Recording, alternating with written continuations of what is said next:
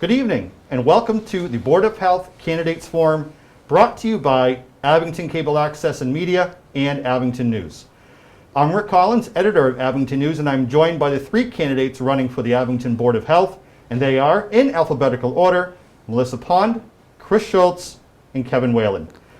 Before we start, a quick note. So much of our civic focus can be reserved for federal and state elections, but our local elections have just as much impact on our everyday lives.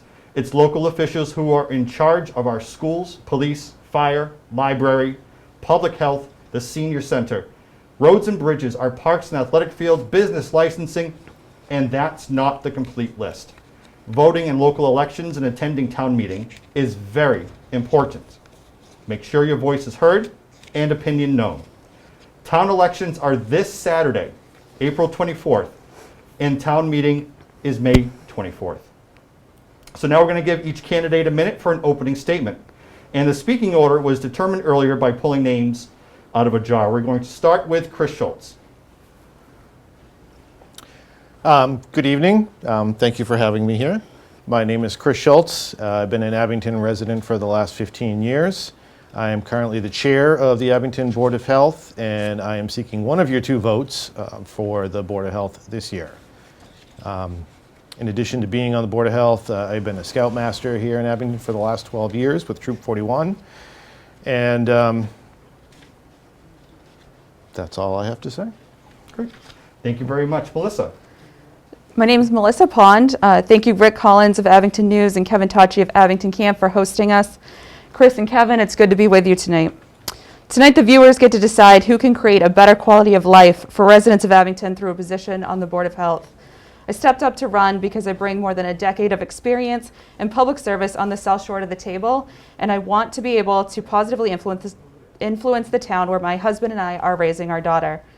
I've worked for the City of Quincy Planning Department since 2009, and through that role, I found myself serving in a number of leadership capacities, including with the Blue Hills Community Health Network Alliance, community benefits, advisory roles for both South Shore Health and BID Milton, and collaboration and partnership with Manic Community Health Center. I moved to Abington for the housing affordability and the backyard I wanted my daughter to have a safe outdoor space of her own, and little did I know how much that would mean during the pandemic when public playgrounds were closed. I'm grateful for all that Abington offers, and I want to give back to the community by offering my experience and leadership skills. My vision for the board, if I'm elected, is to enhance communications with the public, align with resources to support our aging population, and promote more local health care. I hope that I will be able to earn your vote on Saturday, April 24th for the Board of Health. Thank you, Melissa. Kevin. Hi, my name is Kevin Whalen. I've been a lifelong resident of Abington. I've served on various boards throughout my adult life. I've worked at the Department of Conservation and Recreation, and statewide organization that runs all the state parks.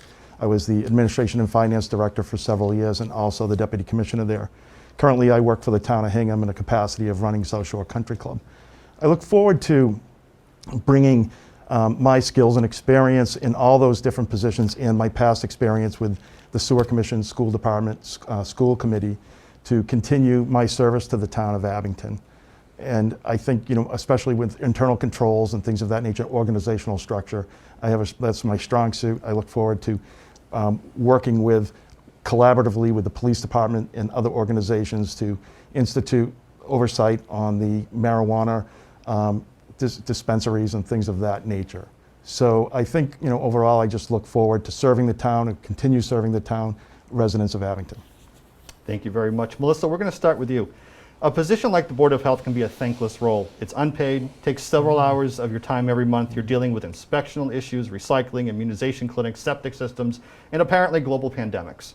So why do you want to be on the Abington Board of Health?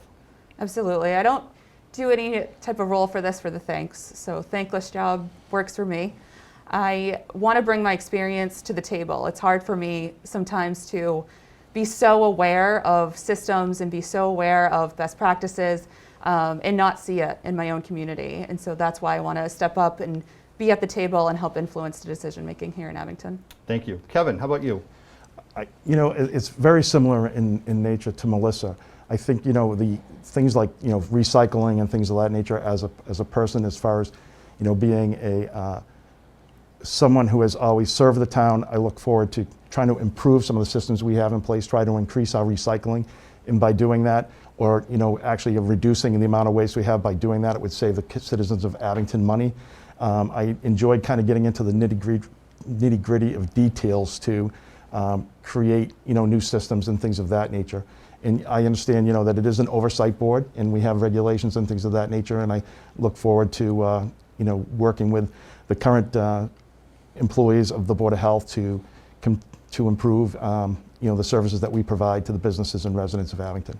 Thank you. Chris, you're currently on the Board of Health. Why do you want to run for re-election? 3 years ago when I ran, there was an open seat that no one was running for, and one of the reasons I did a write-in campaign is because I felt the Board of Health was important enough to be staffed. Over that time, I've built a very strong working relationship with the members of the Health Department, Marty, Lindsay, and Angela, and I've enjoyed working with them. I think we've accomplished a lot, and I would like to continue doing so. Great. Thank you very much. Kevin, we're going to start with you on this question. We're now 14 months into the pandemic, 14 plus months really, and vaccination efforts are finally moving quickly, but the CDC is telling us we shouldn't just throw away our masks and immediately return to business as usual. What can we do, or what can the Board of Health do to combat social distancing fatigue and make sure people are still following the appropriate rules?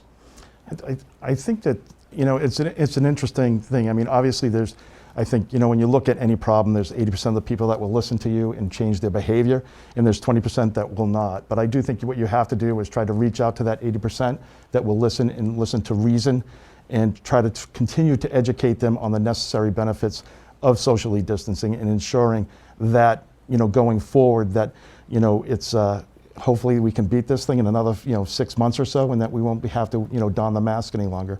I know I'm fully vaccinated. I think it's important to make sure that we get everyone vaccinated as quickly as possible, and that will make it a lot quicker as far as when we do not have to wear a mask, and we can go back to a normal life if there is ever a normal life in the future. But I think it's reaching out, education as much as possible, and trying to persuade people to get vaccinated.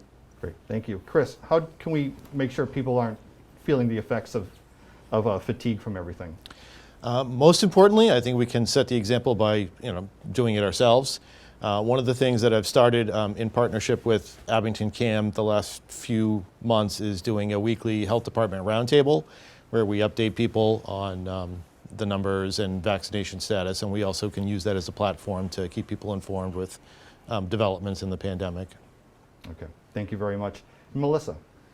I believe that communication is going to be key, and I think that Chris has done a phenomenal job leading communications efforts for the board, and I want to bring my expertise of communication strategy to the board and help enhance that, both with reaching persons with disabilities, doing more with closed captioning, doing more with alt text on our photo graphics, and also increasing our reach. I just finished a annual social media advocacy campaign for Community Development Block Grant for the nation, and we've reached 2.5 million people on Twitter. So I want to take that experience and bring it to the Board of Health and help increase our communications here. Great, thank you very much. Chris, we're going to start with you on this question. It's about recycling. Recycling used to be basically a cost-neutral proposition for the town. May have even made some money off of it in years past, depending on the market. But now it can cost as much to get rid of recycling as it is to get rid of trash. So how does the town continue to emphasize recycling when the financial benefit is now so minimal? It's a difficult job. I think one of the things that we're going to need to focus on is better recycling habits. Mm-hmm. One of the reasons why it's not making as much money now as a lot of it ends up getting thrown out. If you don't wash out your jars and your plastic, it just ends up in the trash. So continued outreach, partnering with Angela in the health department to come up with some programs and education for people, I think will make a difference. Great, thank you. Melissa, your thoughts? I hope that our trash contract does include a budget for education for the public. I think that it's really important that we reach out to all the households and let them know what is recyclable, what should be going in the recycling. I think it can be really confusing for people. I know I have a 5-year-old at home, and we're often trying to teach her, no, the dirty paper towel doesn't go in the recycle bin. and I think that we have to teach adults what goes in the recycle bin too. So having that as part of our contractual budget will help us in implementing those educational outreach efforts. Great, thank you. Kevin? I agree with both, and I think some of the things are even larger than the town of Abington, but it doesn't mean that we can't begin to work on with legislative leaders and things of that nature to streamline plastics and things of that nature to create, markets. Currently, as you said, that there's not a lot of commodity markets for a lot of the recycling, so a lot of it is actually going to waste. I think a lot of it is education to make sure that you are recycling the proper things, that you're not putting them in bags and things of that nature, which I think the town has done a good job. I think there has to be further outreach to additional residents to continue that education. But also I do think there's a bigger problem, and I think I would look forward to working to try to solve some of the issues as far as recycling. Also composting and things of that nature, making sure that we are composting as much as possible, and I'm sure that the state is probably going to be coming down with food scraps and things, those additional mandates as well.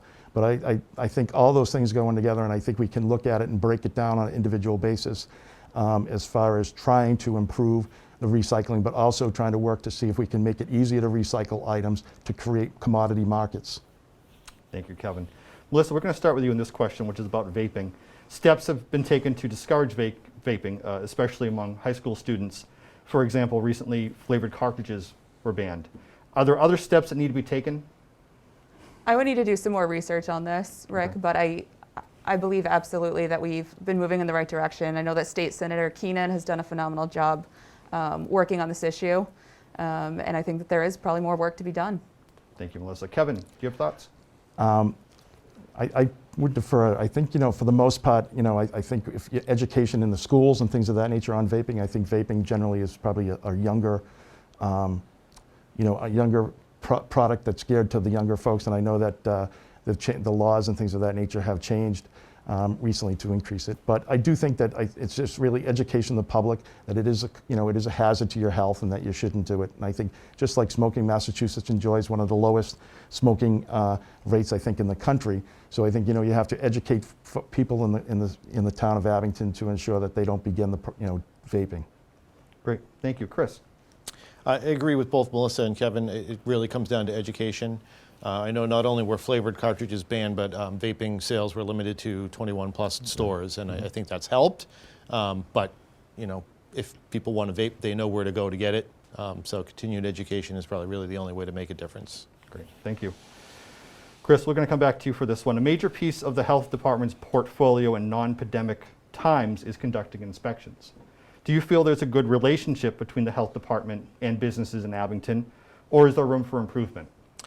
There's always room for improvement, but I know from speaking to people, business owners, Marty's a great guy. He's very easygoing, and he's always looking to work with people. The Board of Health has historically not been a popular board in this town, and we've had some issues, and I think we've gotten past that recently. But again, we can always improve our communication and our people skills. Okay, Kevin. I think Marty and his team have done a great job. I think that I have not heard any negative responses about any of the team's efforts, especially over the last few years. My wife had had some interaction previously with the Board of Health, and she did have some issues. Although you just work harder to take care of them. But I do think that as you said, there's always areas for improvement. But I think that the team that they have in place does an excellent job with the inspections and has good relationships with the restaurants and things of that nature that I know that they enforce them on. Great, thank you. Melissa? I think Marty does an absolutely phenomenal job, and I think that the pandemic has changed people's perspective on what the Board of Health's role is, what the health department's role is, and that our priority is to keep people safe. And so balancing the economic factors with the health of our public is extremely important on both sides. And I just hope that people will understand that Marty's job is to keep us all safe, and that we'll move forward in that way. Great, thank you very much. Now that we're hopefully approaching the end of the pandemic, what are the next public health issues that the Abington Board of Health is going to need to focus on? Kevin, can we start with you on this one? Yeah, I think obviously the legalization of marijuana and opening up dispensaries are one of the issues that we're going to have to focus on, and making sure that we get that right to maintain a safe environment and safe dispensary of marijuana within the town boundaries, and making sure that we work collaboratively with the police department and the Board of Selectmen, who are the licensing authority. So I think that's one of the issues. I think that's the big issue moving forward with, for the town and for the Board of Health. Thank you. Chris? So unfortunately, I know people hate to hear this, but the pandemic is far from being a major influence in our life. One of the things that I know we're going to want to be looking at soon is vaccination of children, when that becomes something that can be done. And more than likely, boosters or annual shots are going to be a thing, so we're going to continue to strongly advocate for doing that on a local level. And in addition to that, I know, talking to Marty and Lindsay, there are plans to start offering some education around health issues, CPR, first aid to the community. So those are all things that we have to look forward to. Thank you. Melissa? I see 3 issues. One is I fully intend to help open a community health center here in any way that I can. During the pandemic and the vaccine access, Abington was fighting for local access to the vaccines, and all the communities around us who had a community health center were able to keep that local access. So I think that's a really important illustration of why the community health centers are so important to local towns. The other issue is I keep mentioning the age-friendly network through AARP. I see a lot of conversation going on about affordable senior housing.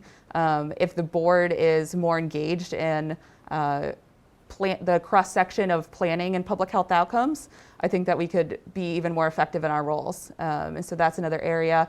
And the last one is mental health issues. I think, Chris just mentioned bringing in, CPR and programs like that. There's a mental health first aid training, and I've done it twice. I'm certified in that, and I think that's something that we could bring here as well. Okay. So Kevin touched on the issue of legalized marijuana in Abington, and there's a possibility we're going to have 4 operations in the next couple of years. And what they're going to do is be able to give Abington some pots of money to do a few things with. One is substance abuse education. I think treatment's a possibility, inspectional services. What do you see as the Board of Health's role in a lot of this? And Melissa, we'll start with you. I do hope that the Board of Health is included in those decisions. I've seen that there is a pot of funding for the education role. I hope that we're included in helping make those decisions. Okay, thank you. Kevin? I think education awareness and things of that nature. Obviously, we've gone through several years with addiction issues and things of that nature and treatment. So I do believe that educating the school-age children and high school children about the responsibility of using, whether it's alcohol or any substance, and I think that's one of the biggest things that we would need to do, is to ensure that there's an education portion of it to make sure that children know that, or young adults know that they're making the right decision. Great, thank you. Chris? I'd echo that sentiment on education. I know, I'm not sure where that money is earmarked to go and who will end up being in charge of that, but the health department is a resource that would make sense. The Board of Health did weigh in on what marijuana products would be allowed to be sold in the town, so we've gone through that already. So just following up and working with the other boards in town to make sure we're making the most of that money. Yes. Thank you very much. We're going to switch to some quick response questions, and all I'm really looking forward here is a sentence or two just to get a flavor of some of your thoughts. What are your thoughts on the plastic bag ban in town? And we'll start with Chris. It was interesting that the Board of Health was actually about to debate that before it was sent to town meeting to get decided on. A lot of people still think that we banned it. We didn't.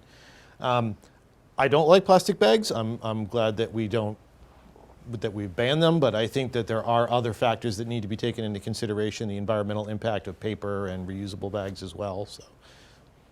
Okay. Melissa?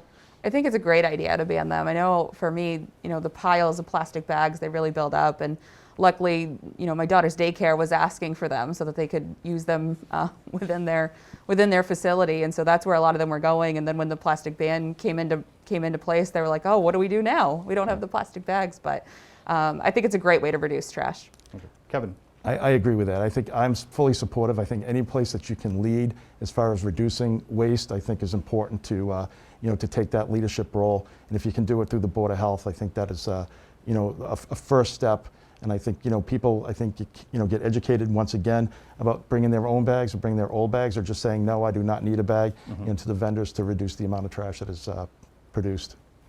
Kevin, we're going to come back to you for this one. What's a person, event, book, movie that has inspired you?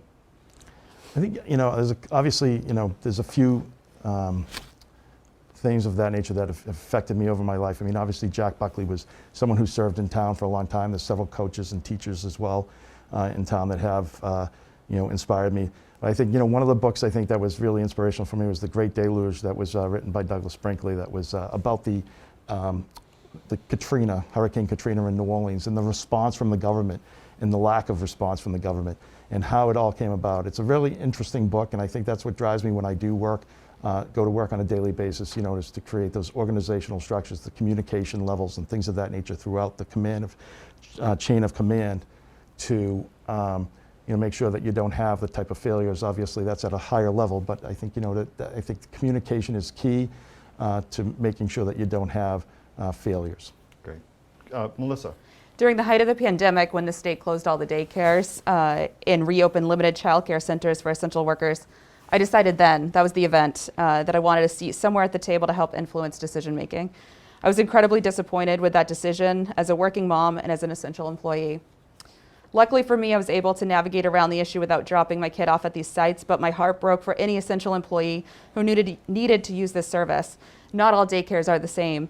I've had my daughter at 3 different daycares before finally finding the right fit. It can be incredibly traumatic to drop your kid off at a site that you later find out has management issues. To ask essential employees to drop their kid off with strangers in a strange environment in the middle of an international crisis is wrong. I believe that there were other ways to solve the social distancing issue for childcare centers. I think more working moms should be involved in politics to help influence decision making. Thank you. Chris? So I mentioned a couple of times that I'm a scout leader in addition to it's one of the hats that I wear. Baden-Powell has been a big influence on my life, and the concept of servant leadership, finding a role where you can make a difference and leave the world a little better than the way you found it without going above what you can give. All right. Thank you, Chris. Melissa, we'll start with you on this one. What place in Abington brings you happiness? Island Grove is a really great place. I mentioned this in my one-on-one interview with Kevin as well. There's a wonderful family in Abington that introduced me to this town while I was in college at Eastern Nazarene, and have great memories being there with my college friends, and now going back there with my daughter and enjoying the park is one of my favorite places. Kevin? I'd have to say the playground and the football field and the complex, the sports complex down behind the Frollo. It's my family. We live right next to the field, and it's brought a lot of good memories with not only my children but also my grandchildren as well. As they visit, they know that the playground is over there, and we tend to visit. So I'd say that would be the thing that brings me some of the best memories. The other thing too is I'm right on that pond behind there, so it's just really pretty, and I get a view of it every morning and every night before, it's just a wonderful place to be. Thank you. Chris? I'd have to say 23 Niles Street. When we were, you could ask our realtor, when we were looking for a house, we put that poor guy through so many searches for so many houses. We were looking just before the bubble burst, and to get into Abington and be here that's what we wanted, and we've been very happy since. Great. Thank you. Kevin, why do you stay in Abington? I think, it's a great community. It's family. Much like Chris mentioned, I've always been service-oriented. I started on the finance committee in Abington when I was 19 years old. So I just, love the town, love the different families and the traditions of the town. And obviously all my kids have grown up here, and we're very fortunate to get a great education all through Abington schools. And that's why I stay. I want to kind of keep those traditions alive. And hopefully my children have moved on to other places, but maybe some of them will come back and can enjoy those same traditions. Chris? So growing up, I was a preacher's kid. We moved around a lot. And the fact that I've been able to settle down and put roots in this community means a lot to me. I'm invested in teaching leadership skills to our youth, and since being on the Board of Health the last 3 years, invested in the health of the community and serving it. So that keeps me here. It's home. Melissa, why'd you come to Abington? Recently moved here in 2018, like I said, for a backyard and the affordable housing that's here. we have absolutely incredible neighbors, and I'm so grateful. And I've also been so grateful as I've stepped up that people have embraced me into stepping foot into the politics of the town, and I've been just so incredibly grateful for all of that. Thank you. We're going to move into closing statements now. Kevin, you're going to be first up. 1 minute, please. Thank you, Rick. I want to thank Abington Cam and Rick Collins and Abington News once again, and also Melissa and Chris as well for participating tonight. I look forward to serving the citizens of Abington as I have done in the past. I look forward to being an advocate for the health and well-being of all Abington residents and improving the systems that we have in place already, and also expanding what we can do to make life in Abington better. I appreciate everyone's support going forward. I hope that you would consider me for your vote on Saturday, and appreciate it, and thank you very much. Melissa? The three positive qualities I bring to the position are collaborative, educated, and experienced. I consider myself collaborative and bipartisan. I work with everyone regardless of political party affiliation or personal beliefs. In fact, much of my success in moving projects forward in government is because I'm able to serve as a facilitator and help all stakeholders see a productive way forward. And that's how I plan to approach all work with the Board of Health, engaging stakeholders and building consensus. While working full-time, I took evening courses from 2011 to 2014 and earned a graduate certificate in organizational leadership from Wheelock and my master's in nonprofit management from Northeastern University. This education has helped me be a more effective grant manager and board and committee member across various roles because I'm able to understand mission-driven work. I not only have more than 10 years experience in government, but I have participated in many different boards, committees, and initiatives during that time. I've built expertise in many interrelated fields, including education, childcare, recreation, public facilities, and especially health. I look at the big picture. I'm a systems thinker. I see the opportunity to serve the Board of Health as so much more than a monthly meeting. I see an opportunity to bring my experience and collaborate across the community to promote a healthier Abington. Please vote for me on Saturday, April 24th. Thank you. And Chris? I want to thank Rick, Abington News, and Abington Cam for this opportunity, and thank again Kevin and Melissa for joining us. And I want to thank the voters of Abington. 3 years ago, I ran a write-in campaign, and enough people wrote me down to get me on. I've had the opportunity over the last 3 years to serve with an amazing group of people that have really inspired me. We've accomplished a lot, and hopefully, as we get out of this pandemic and we have an opportunity to do more, I would like to continue to have that opportunity to work with this team. So I ask for one of your 2 votes this following Saturday for the Board of Health. Thank you. Running for public office is a tough decision to make. It takes time away from family and friends. Every vote and statement can come under public scrutiny, and sometimes pandemics spring up out of nowhere. The 3 candidates here deserve your time and consideration and possibly your vote. You can only vote for 2 of them. Abington Cable Access and Media Executive Director Kevin Tocci has conducted one-on-one community chat interviews with all 3 of the candidates. They are now available online on YouTube that you can watch at any time. And over at Abington News, we have 4 questions of the week that they've each answered, again, that you can check out anytime. Polls will be open this Saturday, April 24th. Voting this year takes place at the Beaverbrook Elementary School. If you can't make it to the polls on Saturday, you can still cast an early ballot at the town clerk's office until Friday. Thank you to Chris, Melissa, and Kevin. Best of luck to all 3 of you. Please go out and vote.